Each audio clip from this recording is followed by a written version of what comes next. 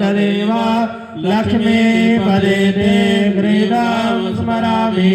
लाभस्तेषां जयस्तेषां कुतस्तेषां पराजयः येषामिन्द्रियवरश्याम हृदयस्थो जनार्दनः